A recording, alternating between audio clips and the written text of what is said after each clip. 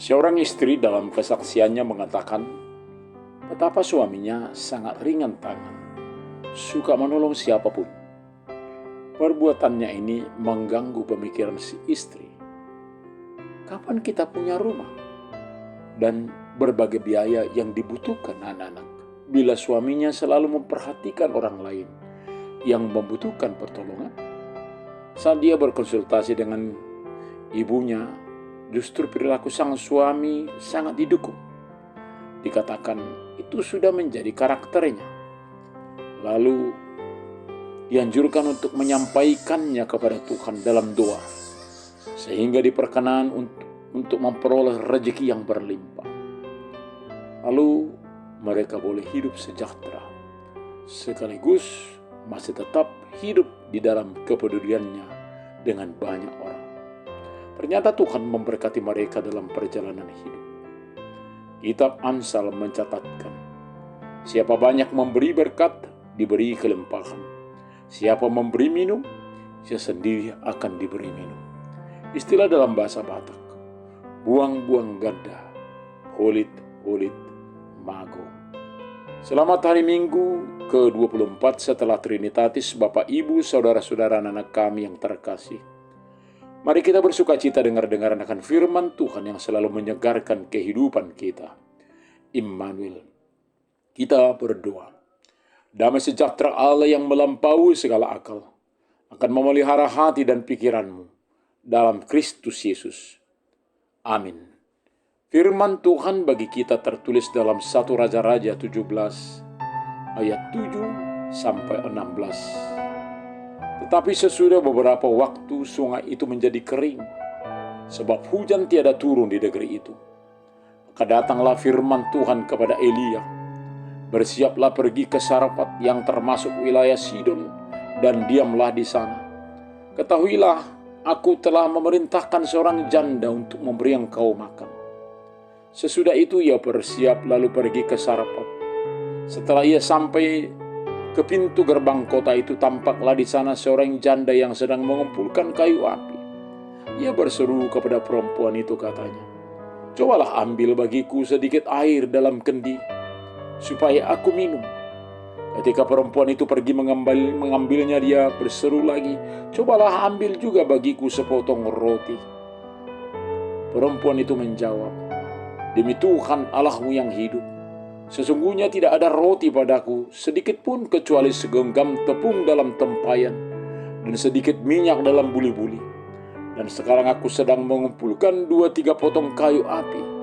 Kemudian aku mau pulang dan mengolahnya bagiku dan bagi anakku, dan setelah itu kami makannya, maka kami akan mati.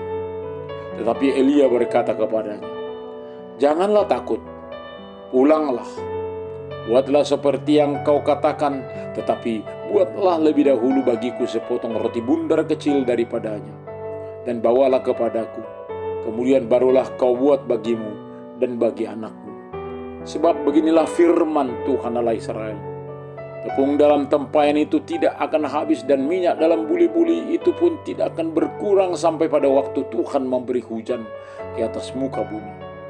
Lalu pergilah perempuan itu berbuat seperti yang dikatakan Elia.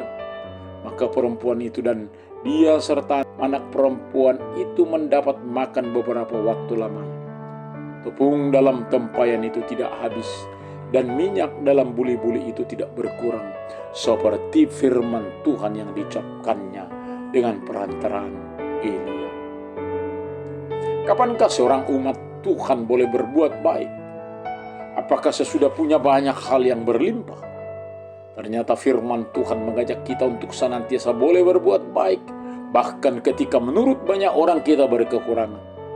Ini menjadi kesaksian iman bahwa yang memelihara kita adalah Tuhan, sehingga kita tidak khawatir akan masa depan saat kita berbuat baik. Hal inilah yang dialami oleh hamba Tuhan Elia. Dia dipelihara oleh Tuhan melalui seorang janda yang tidak memiliki kelimpahan makanan. Namun oleh kuasa Tuhan, dia terus-menerus bersama Nabi Elia dipelihara oleh Tuhan. Demikianlah perjalanan hidup orang beriman. Bukan tanpa tantangan, tanpa pergumulan, tetapi di dalam pergumulan itu ada Tuhan yang menolong. Apakah iman percaya ada bagi kita sehingga saat Tuhan mengerahkan tangan kita untuk terlulur membantu orang lain, saat kita mau, maka sukacita surgawi memenuhi diri dan tetap hidup dalam iman yang berbuah. Saat kita melihat bagaimana Nabi di dalam melakukan tugas yang benar, bukan berarti dia jadi banyak memiliki lalu hidup berkelimpahan. Saat dia dipelihara Tuhan di dekat suatu sungai itu kemudian kering. Apakah Nabi akan hidup kelaparan? Bagaimanakah masa depannya di dalam tugas kenabiannya? Ternyata dia masih mempunyai tugas, lalu Tuhan menyuruhnya ke tempat yang justru membutuhkan uluran tangan Tuhan. Sang Nabi diarahkan bersama seorang janda dan anaknya, boleh menikmati pertolongan Tuhan.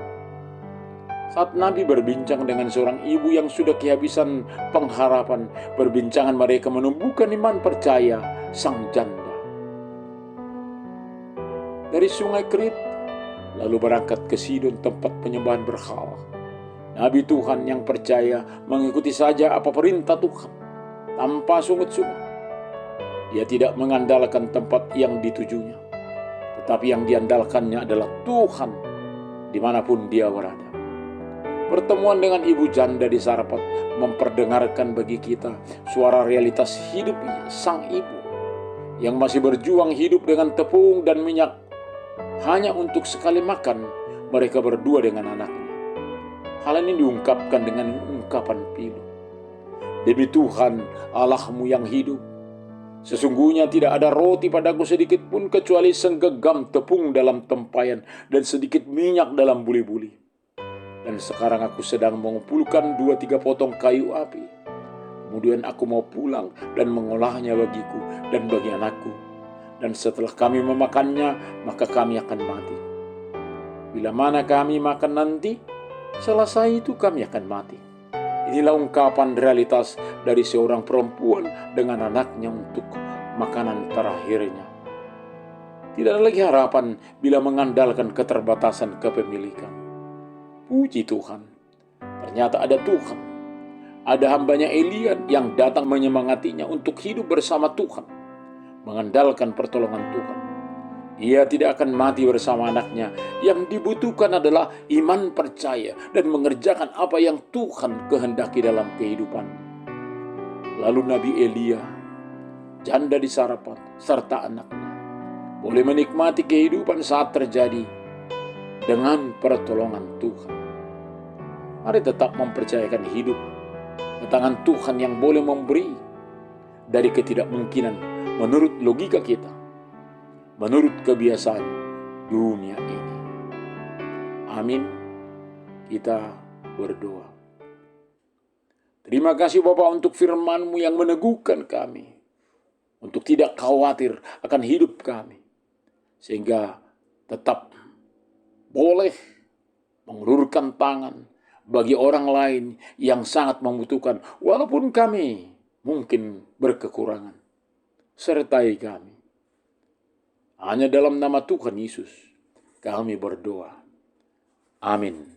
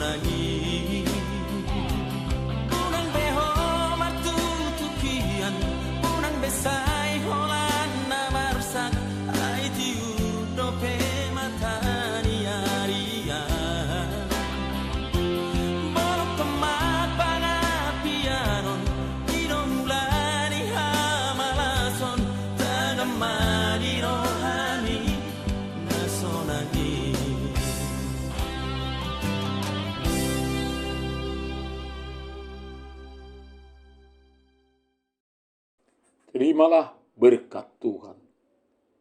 Tuhan memberkati engkau dan melindungi engkau. Tuhan menyinari wajahnya kepada engkau dan memberi engkau kasih karunia. Tuhan menghadapkan wajahnya kepadamu dan memberi engkau damai sejahtera.